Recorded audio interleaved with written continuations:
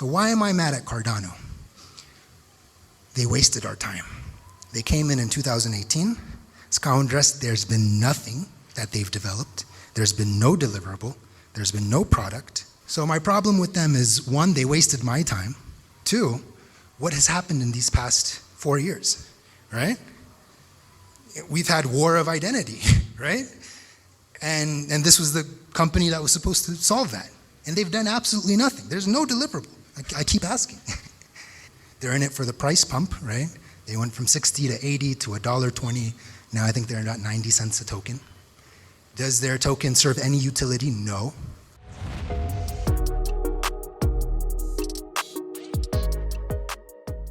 What's up, Ida Gang? Welcome to Dapp Central, your home for everything blockchain and crypto.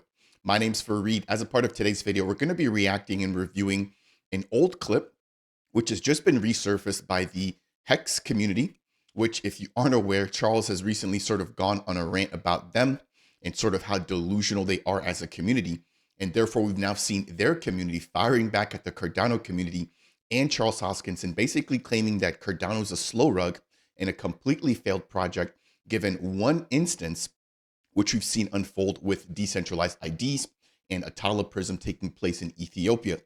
Now, before we dive into that particular clip, I'm just going to roll a very short snippet here from Charles actually confirming the fact that they would be developing a decentralized ID solution within Ethiopia. And after that, we're going to jump into the actual clip posted by the Hex community, breaking down, or at least trying to highlight or portray Cardano as a failed project. Of course, here on Dapp Central, if you've watched any of my content, you would know that personally what I believe is that, yes, Cardano's taken a long time to develop, but it's taking the slow and steady approach as opposed to trying to break things very quickly, given the fact that blockchains are meant to be immutable, right? Lifetime or forever lasting records. And so having said all of that, I want to break down and sort of lay down my thesis here. But before we do, and as always, if it's your first time stopping by, please make sure to smash that thumbs up on the way in. It's by far one of the easiest ways to support me as a content creator. Number two, if it's the first time that you and I are meeting, consider subscribing to the channel for more content just like this. And then number three, if you have any questions, comments, or concerns, leave those down below. That's exactly what that comment section is for, the back and forth, to be able to hear my perspective and for me to be able to hear your perspective. Now, if you want to take your support a step further, consider delegating with either of the two Dapp Central stake pools, which both share the same ticker, DAPP. As always, your contributions and your support are appreciated. So without any further ado, let's jump on in here to the very first clip. This is, again, Charles Hoskinson highlighting and confirming that the goal of IO, and this is a video from about late 2022, so roughly 3 years ago, is to bring DIDs into Ethiopia and for them to sort of revolutionize how identities are managed within that particular country. We had the desire to spread our vision of how we can change the way the world works from the top down to the bottom up, pushing power to the edges and allowing people to be their own bank, allowing people to have their own identity. And today, this special is showing all of you the fruits of our labors over the past 4 years. The flagship of which is a deal that we have closed with the Ministry of Education containing 5 million students using a technology called Prism integrated in the Cardano blockchain. Every one of these students will have a digital ID called a DID, and that DID carries with it metadata that will travel with them throughout their entire academic life, and like those who left Facebook's clutches of the university into the real world, will actually follow them into the economic world. So there you go. You have Charles Hoskinson confirming, right, that their goal back in that particular time frame was to onboard 5 million students, to give them DIDs, and to have those DIDs allow for them to be able to be tracked, or at least to track their academic progress all the way, from an early age or from the early educational system all the way through college and so forth. Now, if you haven't heard of ATALA Prism before, I'll just put up a quick slide here explaining exactly what it is. But again, in short, it's made to manage digital identities and to be able to be integrated, right, amongst anything within that particular country. So now let's jump into the actual clip here from these two gentlemen, which again are coming in from the Hex community, which obviously don't like Cardano as of late. So I'm just going to play the very beginning here, and then we're going to jump into the actual clip, which was released by this guy named Cal. And then, of course, after that, I'm going to break down exactly what my thoughts and perspectives are. And this might be controversial. What is your issue with Cardano? We're gonna trash Cardano. Stand up for this. Everything's getting good. This is good. Bro, be careful. Be careful. Just letting you know, over here, be careful. Oh, I will not be careful. My man Sam. Nah. So as you guys can see there, they're ready to trash Cardano. I'm going to play the actual clip at this point. I'm going to jump off of their channel. And once we're wrapped up here with this 5-minute clip, I want to jump into what my thoughts and perspectives are. Just quickly, and this might be controversial. What is your issue with Cardano? Let me stand up for this. Bro, be careful. Be careful. Just letting you know, over here, be careful. Oh, I will not be careful. My man Sam. Nah. Well, let me tell you all the things I love about Cardano. There aren't much, but you know, they've put Ethiopia into the spotlight. They've come here, they've talked about blockchain, and they've made the initiative to meet with Ministry of Technology, Ministry of Education, Ministry of Peace, Ministry of Finance, and they come here on a 6-month basis. They've been here since 2018. My problem with Cardano, I think from an Ethiopian sense, is all of the advantage that they've been given as a tech company hasn't been done through the correct procurement process. I worked as an advisor for 8 years. I've submitted 50 proposals a year. I've looked at 200 proposals a year for 8 years, right? So my job was to work with the government and support them through services and go through the procurement process. So procurement law states anything above, I think it's $1 million of activities, needs to go through a tendering process. bidders መኖር አለበት ዋጋ ተከፍቶ ቴክኒካል ፕሮፖዛል ተከፍቶ legal due diligence ተሰርቶ ወደ ስራ ይገባሉ Cardano never did any of that. They never passed through, I never saw a proposal. It seems as though they came in through a handshake agreement, an MOU, Memorandum of Understanding. Their first promise was to digitize agriculture. And then they were like, it's a little hard, so they gave that up. And then their second was, let's do some sort of census or digital identity cards on the Cardano blockchain. So this is where I start getting angry. Because one, you don't need a blockchain for that. Microsoft has a product called ION. I'm just going to pause here and just make a quick comment. So first off, he mentions that he personally didn't see Cardano's proposal. And while he may not have seen it, that does not mean that it did not exist. Again, I'm not an expert in this particular realm here either, but just because he's proposed or just because he's mentioned that he hasn't seen the proposal in terms of what Cardano is aiming to offer in sort of the procurement process does not mean that it in fact did not happen. And so the second thing I want to touch on is the fact that he's just mentioned the fact that we don't actually need blockchain for DIDs, which I think is the complete opposite. With something as important as personal information, we want to make sure that there's no centralized authority or entity that's got all of that captured. So he's mentioned Microsoft and their sort of solution. So I just took a quick look online here just to see exactly what Microsoft actually knows and has about us here when it comes to information. So without any further ado, let's jump into a little bit of that here as we move the conversation along, and then we're going to come right back into the clip. So here we've got some of the, and this is just some of the information that Microsoft collects about us through their products, whether that's Excel, Office, Outlook, all of these services that Microsoft has put together for their suite does in fact collect information about you. And this is no different from, for example, something like Apple.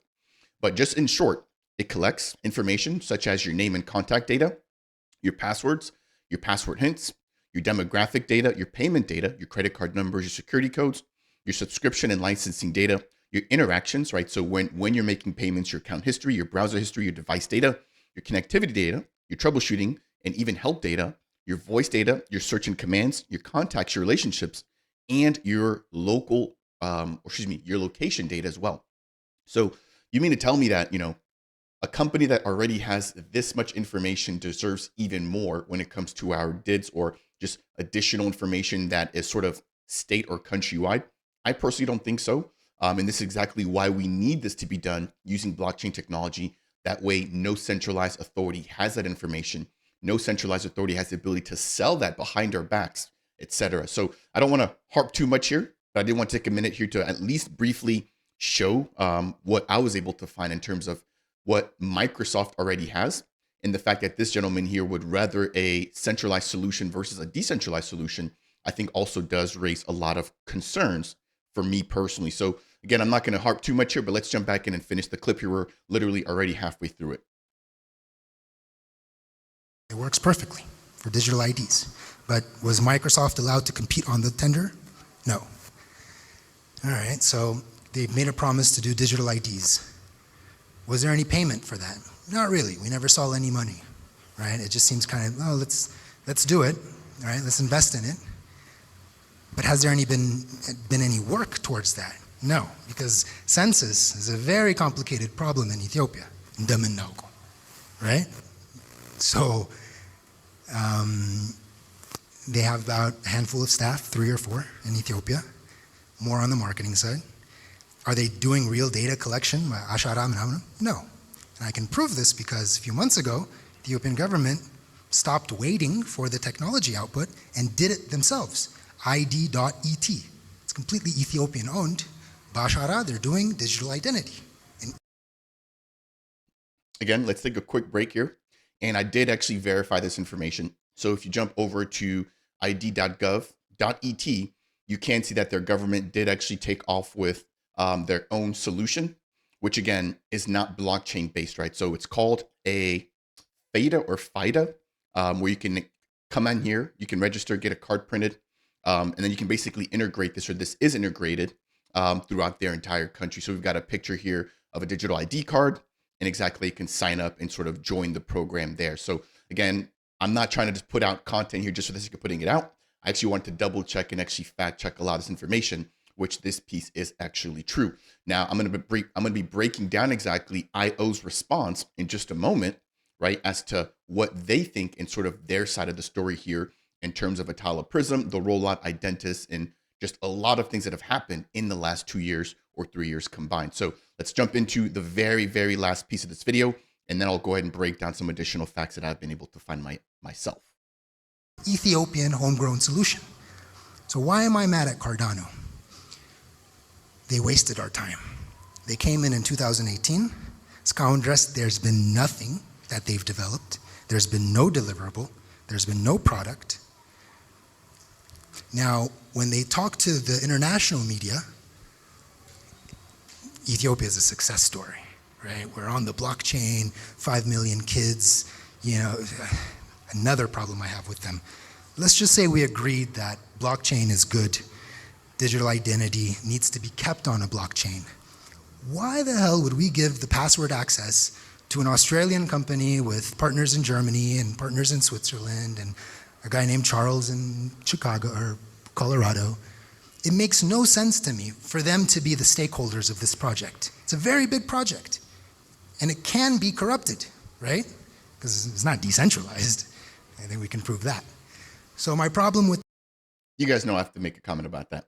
So I don't know if he meant that Cardano itself is not decentralized, but that is very far from the truth. Cardano is by far one of the most decentralized blockchains.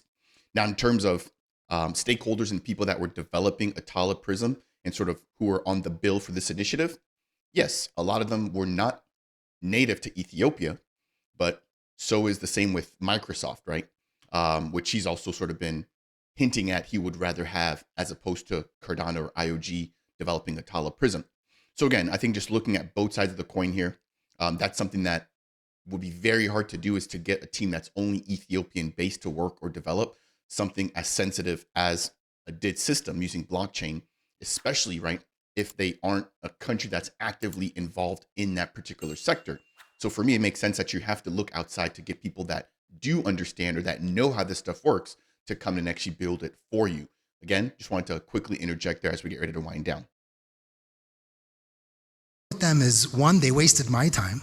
In 2018, when they came here, if I had instead learned about Bitcoin and open source technology, one, from a price perspective, I would have got in Bitcoin a lot early, but that's fine. 2, what has happened in these past 4 years, right?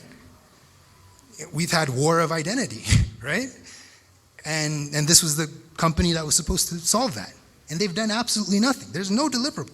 I keep asking. And so now it seems as though they're in it for the photos, the photo ops. Oh, Minister Kale Kale, well and good. They're in it for the price pump, right? They went from 60 to 80 to $1.20. Now I think they're about 90 cents a token. Does their token serve any utility? No. Does their technology exist? I still have not seen any application. I'm sorry, guys. It's really, really paining me to watch this right now. Is ADA worthless or pointless? No, obviously you can use it to trade. You can jump on the blockchain. You can do a lot of different things with it. And now you're actually going to have the ability to be able to govern the development of the blockchain. But just a very, very short list that I want to highlight here. Take a look at, for example, the Ouroboros liquid staking consensus protocol. By far the best in class. You have Ethereum trying to figure it out. Bitcoin doesn't have that. You also have Hydra, Mithril, Plutus, SIPs or Cardano improvement proposals. ATALA Prism now rebranded as Identus. You've got staking, decentralized governance on the way, and numerous partnerships. So for him to say that Cardano or ADA is completely pointless, that he should have just been holding Bitcoin all along, yeah, you could have done that. But again, keep in mind that Bitcoin doesn't have the smart contracts, at least at the time that this video was recorded. Bitcoin didn't have ordinals. It didn't have runes. Cardano has all these things, and these are things that Cardano's had since day one, right? So again, just want to be clear here that this guy's obviously not satisfied or happy with what happened with Cardano, but that doesn't mean that ADA is worthless and that, the actual token itself has no purpose or utility. It couldn't be any further from the truth. Let's go ahead and wrap up the very last couple of seconds here. But again, in 6 months, ID.ET has already, gone ahead with their digitalized. So, I don't see Cardano as like this, that's my problem with them. So that brings us to the end of the clip there. The gentleman clearly not happy with the development of ATALA Prism and what's come out of that. So let's jump into the facts now that we've got the video out of the way. And what I want to basically highlight here is Identus first off. So if you aren't aware, ATALA Prism has rebranded. It's gone from ATALA Prism, again, sort of led in terms of development by IOG, to now being integrated into Hyperledger in their suite of open source applications, which is called Identus. And so just listening to that clip earlier, the guy was talking about open sourcing and how, Bitcoin would have been better for him to learn. Well, this is open source moving forward. So anybody can jump in here and take advantage of Identus. Again, basically ATALA Prism rebranded. And if we jump over here, there was an article released in 2023 at the very end of the year, making sure to highlight this, stating IOG contributes ATALA Prism to Hyperledger Foundation. ATALA Prism, a suite of decentralized identity tools, has just become an open enterprise agent, basically meaning that it's now open sourced based out of Hyperledger Labs. So again, it's not like they were doing this for the money. They basically took everything that they've learned, everything that they've built, and have basically now transitioned that over into Hyperledger, allowing for anybody to jump in there and use that decentralized identity solution. Now, if we jump over to the Identus code base here, we can see that it has been updated. There's been updates here made as of the last 2 months. And again, this breaks down sort of what Identus is, where it states that this provides components to develop a decentralized identity solution that adheres to widely recognized self-sovereign or SSI standards. This also offers complete DIDs and verifiable credentials, right, that simplify the complexities of adopting a decentralized identity solution into existing and new workflows. Now, if I jump over to this very last bit here as we get ready to close out, there is a massive article written out here by the team from IOG. This is more recent. So this was just released about not even 60 days ago, literally right at the very end of November or right after the most recent Thanksgiving, where it talks about delivering change in Ethiopia, lessons learned, and some of the reflections from the time spent there. Again, for the sake of time, as you guys will see, this is extremely long here. I don't have the time to break all of this down or at least read all of it out. but it lays down sort of why they were there and the goal, or at least the initial mission, which was again to onboard 5 million students using ATALA Prism. Now, one piece that I want to read here is the learnings from that particular era, where it states that although sadly our vision to expand the system in Ethiopia was not realized, of course, again, Ethiopia ended up moving forward with their own identity solution, which is mentioned here. It was not the end of the story for IOG or ATALA. In fact, it marked the beginning of a brand new chapter and a fresh approach. Enter Hyperledger Identus, a project initially created within Hyperledger's foundation. And this is basically known as a well-regarded or open source incubator for developing blockchain and related technologies. Now, scrolling down here states that Identus is specifically designed to support businesses of all size, allowing them to integrate and rapidly build and deploy decentralized identity applications, which is obviously crucial in a versatile system that makes it easy for users to tailor the Identus solution for their specific business needs. Now, the work that was done for the ministry or within Ethiopia was a critical component in the evolution of Identus. Indeed, when Identus was announced, Charles Hoskinson, of course, went on to credit the work in Ethiopia with helping to at least develop some of the core features for Identus. Now, in closing, it states that their journey, or IOG's journey with ATALA Prism, has come full circle, with what initially started off as a pilot program turned into an open source system that millions of people around the world can now leverage for architecting their own SSI solutions. In addition, we've seen the launch of RealFi, which I've covered here on the channel in pretty deep detail here, where this aims to basically, in short, represent the vanguard of efforts to leverage Cardano to empower underserved populations that lack access to financial resources. So the goal of RealFi is to basically help small businesses that need loans or that need microloans get them, right, by being able to match make them through the RealFi platform. So this is sort of the next initiative now that ATALA Prism has sort of rolled out. It's now been pushed into Hyperledger, or at least the Hyperledger Foundation and their labs.